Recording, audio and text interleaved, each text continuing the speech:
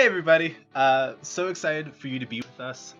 Today we are going to be giving you a brief intro episode where we explain who the heck we all are and what is our goal with the We Ship It podcast.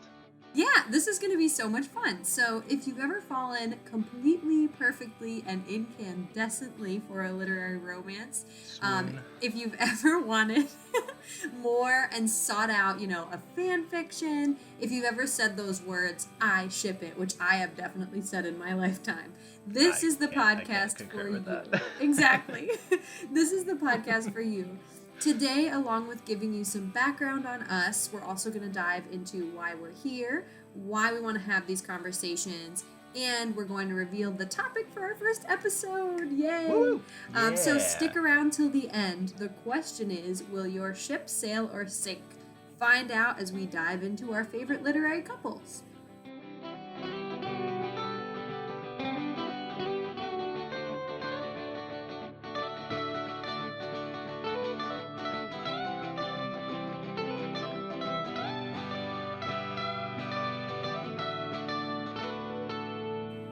Hi there, I'm Steph. And I'm Devin. And welcome to the We Ship It podcast. So, over the course of, however long this ends up going, my BFF Devin and I will be discussing what most English teachers deem to be the bane of their existence. Isn't that right, Devin? Yes. So, Exactly. we are going to be focusing on relationships, those relationships that made us all swoon and cry and rethink our lives as we read them. The literary power and not so power couples of all time. While yes, there are so many literary devices and themes and motifs that we could discuss about these books, and trust me, it would be like a whole other podcast, a whole grab a coffee Very and true. let's talk literature podcast. But what truly deep down sticks with me are all of those well-written, beautifully crafted love stories. The ones that keep us obsessively reading and wanting more, waiting for those true love moments. That's what the We Ship It podcast is going to be all about. I absolutely agree, Steph. So like novels are created, they are manifest, they are born in existence for the reader, and it is to form a deeper connection with the reader, to allow them to experience the world around them in a newer light, through all the highs and lows and sideways and upside downs, with characters constructed from words on the page. We get to enjoy their excursion, their life through another set of eyes. And there's nothing more essential to the foundation of this mantra than the relationships found within these texts. Um, my passion for lit manifested through the weighty power of words and what they can mean to people.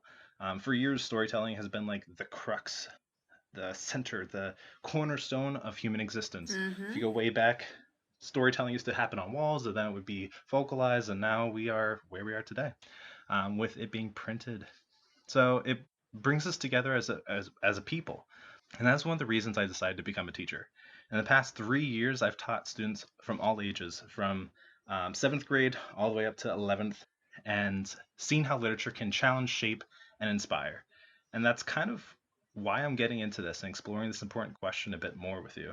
I'm excited to see where this will go. I'm super ready for it all. It's going to be a blast. And Me I hope too. you guys are ready to join us on this quest. Yes, I love it. This is so great. And so, again, my name's Stephanie. And so I work for a nonprofit, to give you a little background on me. And I absolutely love what I do. However, sometimes that little hobby is missing from my life. So this is why I really wanted to get into this. From the time I was very, very little, literature and these foundational characters have meant the world to me. Little me. They were my friends, So as I would turn each page, I would cry when they cried. I would laugh when they laughed. And most especially, I would get super excited whenever those little goosebumpy relationshipy moments would occur. And they were the moments that obviously the author really, really wanted you to get into the relationship. And those were the moments that really stuck with me the most. And I can remember one of the first times I felt really strongly about a lit couple. The first time I kind of started to understand what those Tumblr users meant when they said the words, I ship it, And it was when Ron and Hermione first became an item, when I was reading Harry Potter. I adored them. I loved following their ups and downs, and I could not get enough. I became that weird nerd who reads fan fictions and watches YouTube fan videos, and I'm quite proud to say it. And it was just a great way. Yeah, Love it. Devin's laughing at me. And it was just a great way to grow up and engage with people and engage with important texts that people cared about. So don't worry, guys. We will have an entire episode or more dedicated to Ron and Hermione and Harry Potter and that whole story, where we'll go into more detail. But for now, that's really where I remember myself falling in love with this quote unquote I ship it mentality. From there, as I Hmm. grew, so did my relationship with novels and the characters within them, and it's just been super important. It's been a super important thing for me, and so that's why we're here. That's why we're starting this We Ship It podcast. So Devin, Yay. yes, Devin, I wanted to know if you could explain to everyone a little bit more about how we know each other. I will do my best. So I personally can't fully remember exactly how we came Boo. into existence. The Steph and Dev, the all powerful. I'm sorry. But we practically have known each other since elementary school. However, I don't think we really started like getting like really close and actually like starting to form a true relationship up until like middle school or high school. I think you're Um, right. Steph and I both played saxophone in our school's concert band, and we coincidentally, we are also chairmates because we didn't really practice that much. And God bless our band director who put us together because he knew we were the two worst saxophonists. So that's really how our relationship Friends started. for life. Anyways, so I think some of my favorite moments are just like us sitting out on your porch and or out by your pool even. I'm just chatting the time away. Um, Sometimes it would be relationship related, sometimes it'd be school related. It would be whatever is on our minds at the time. Yeah, other times you would find us bubbling over the most recent reads with a cup of tea as company. So it was just like with us being in this quarantine, we wanted to try and recreate those conversations. We want to try and just like bring them back to life and share them with someone. So we're going to try and share them with you in a relatable way for you, our listeners. So join us along. No, definitely. Mm-hmm. And that's kind of the goal because I do remember those conversations we would have where we would get really in depth about a book that we were reading, over a cup of tea. And I miss those days. So that's why we're doing this because we found out that, We live literary far away couples, now. It's a sad yeah, day. we do live far away. And I'm, in Virginia. Devin is in Pennsylvania. Wow. But Mm-hmm. we have that like passion for literature that we can bring to the table and really be talking about with people. So I'm excited about this. Um, so yes. Anyway, something I think is hilarious that Devin did not mention, which I'm wondering why he didn't mention it, but something that you're probably gonna kill me for bringing it up. Another reason that Devin's name came to mind when I was thinking about who to ask to co-host for this, other than our history of incredible conversations, as Devin mentioned. So Devin and I used to call each other Peta and Katniss. I have literally no idea where this came from. I think we were just excited about the Hunger Games at the time. I don't know. I'm not sure why, but we were really excited It about just it. came to be. It It was just born. came to be. And so actually that's what Devin's name to this day still is in my phone, is PETA. And like I said, we were best friends and it's just been that way ever since. So I love that. And I absolutely can't forget to mention one last thing. Devin was actually my bride's dude in my wedding last year. It was a super Absolutely awesome loved it. time. It was so And much we're coming fun. up On a on the one year. Oh my year. god. I can't believe It's it. crazy. But yeah, so he was at my wedding. Big love Shout to out to this Tom. guy. Shout out to Tom, the love of my life. But anyway, the literary romance of my life. But anyway, so big love to you, Devin. I'm so excited we're doing this, and I I love you, think, Steffi. oh, love you too.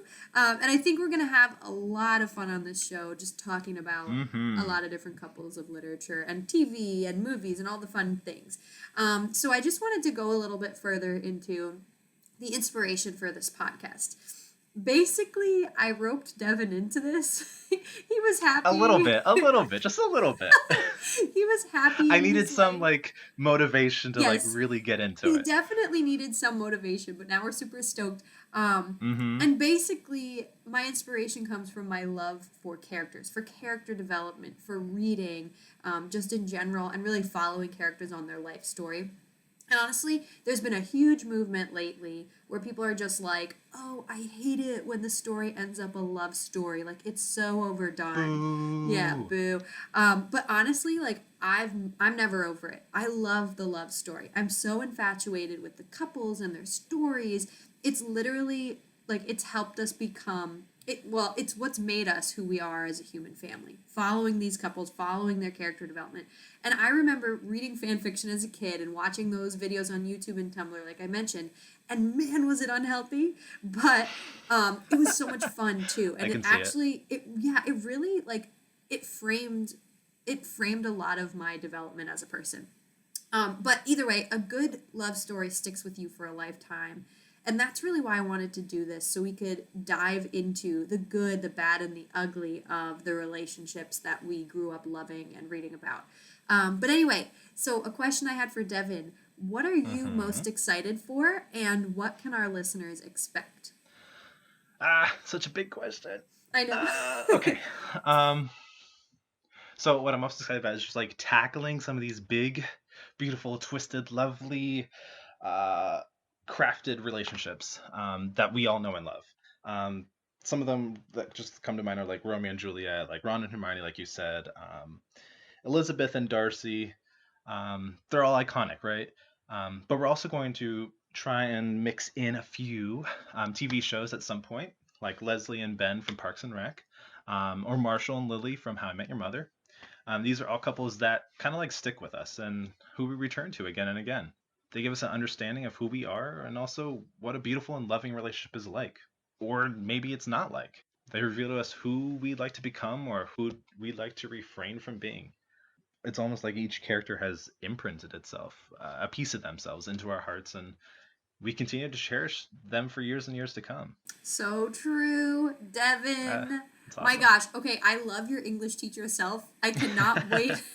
I cannot wait to explore I'm some glad you of do. these. Yes, I can't wait to explore some of this with you.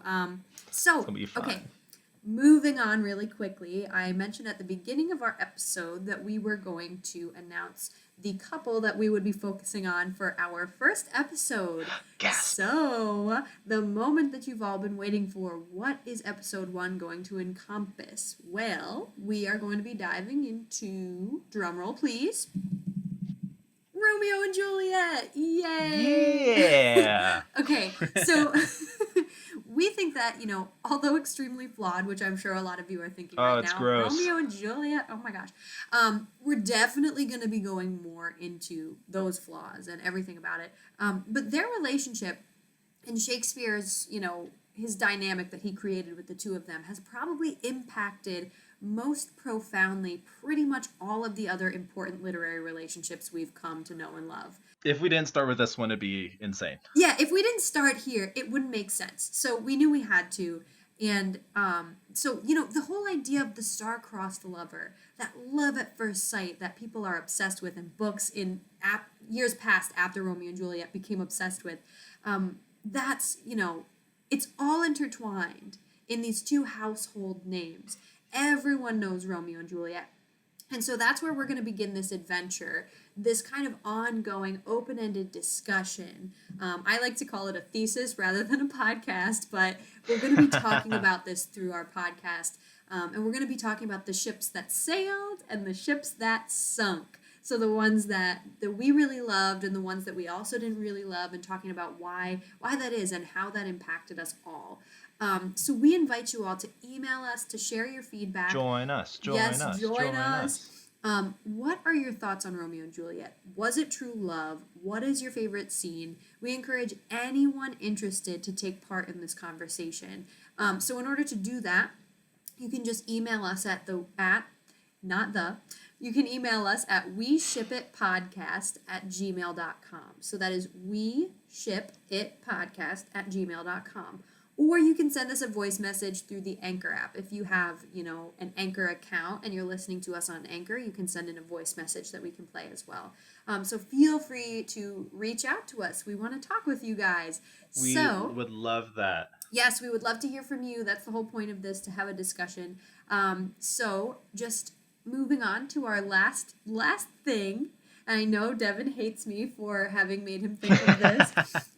But so the last question I wanted to ask, and I thought it would be a really good way for you guys to get to know us a little bit better, and get to know what we're going to be talking about a little bit better. So my question to Devin is, who is your favorite all-time literary couple? Go for it, Deb. Who so do you hard. love? It's so difficult. So I guess they're just like so many. There's plenty of memorable couples, but I don't know if I have a favorite one. Um, However, one of my most treasured texts that I have loved since I've read it and continue to come back to it, and how it dives into the complexity of love, is John Steinbeck's East of Eden. Um, Read it in high school. It has been within me, and I think it's just a beautiful text. If you haven't read it, please read it. We'll have another episode about this, I'm sure. But I'm gonna give you a quick like synopsis just to like and capture like why this is so important. Um, so while it's not like the most beautiful or classic love story, this text offers its readers insight into the essential need for love in your life. Steinbeck almost makes the thematic statement of like human, the strongest human ability is for them to love.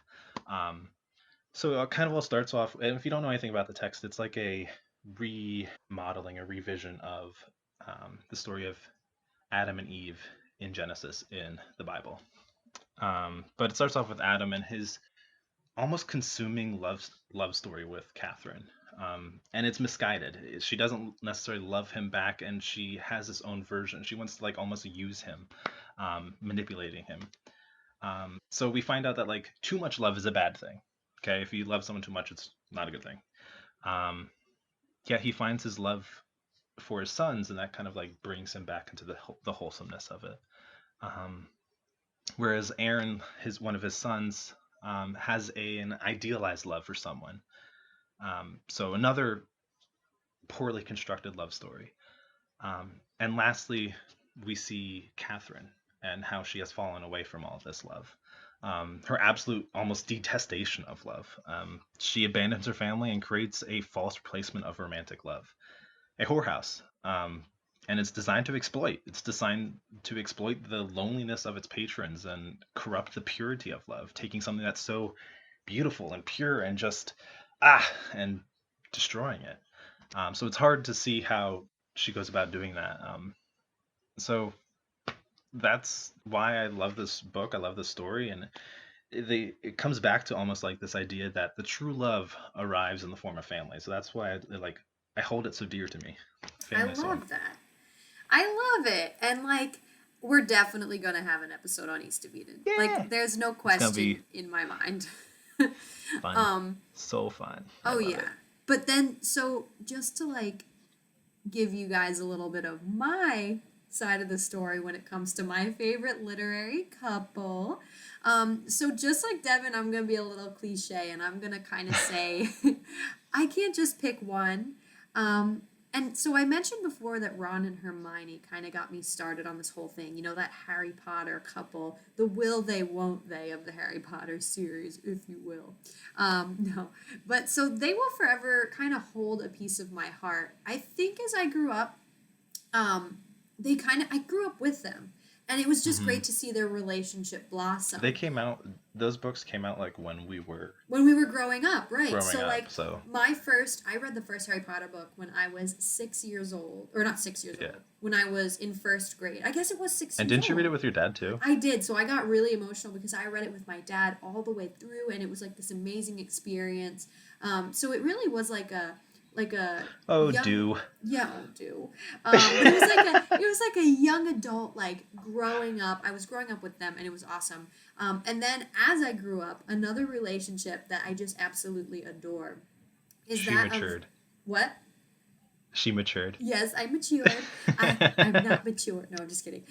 So I think as I grew up, another relationship I adored was Elizabeth and Darcy in Pride and Prejudice. And that is so cliche, but it's true. There's just something so powerful about their constant butting heads and their drama. And they teach each other every step of the way. You know, they both have their own prejudices, but in the end, it was that they like taught each other to let go of and truly love each other. Hmm. It just really moves me, and it makes the scene where they do get together that much more real and passionate. I always think of that scene in the movie with Keira Knightley where they meet each other on the moors in the morning, and they're like in love and So they kiss. beautiful. It was just so beautiful. But either way, yeah. So I love that relationship, and I'm sure we'll get to talking about that at some point too. I'm sure. We'd be remiss if we did not. But either way, more details on that as we go. So get ready for the We Ship It podcast, guys. Yeah. Yeah. So other than that, thank you guys so much for listening. This is Yes, thank you, episode thank you, thank you for 0. making it here. Yes, and thank you for making it to the end. So this was episode 0. Our first episode, as we said, is going to be Romeo and Juliet focused. Super excited about that. So excited. And so it's at this point that I think most podcasters would say, please follow us on Facebook, Instagram, and Twitter. I really would love to engage with you guys. I want to hear from you. And it would mean the world We to only us. get better. We only will get better if we hear from you. Yeah, that's true. We'll only get better from here if we hear from you guys. And just like it would mean the world to us if you guys would rate our podcast too on Spotify, Apple Podcasts, on Anchor, whatever. We're new at this, but we would absolutely love to continue. So feel free to reach out. Send us your secrets. Ask us your questions, as Coldplay would say. All that good stuff. And if you have a couple that you want covered or a comment on an upcoming couple, please feel free to email Yes, us. please. Yes, at weshipitpodcast@gmail.com. See you next time, you guys. Yeah, see you next time, everybody. Enjoy.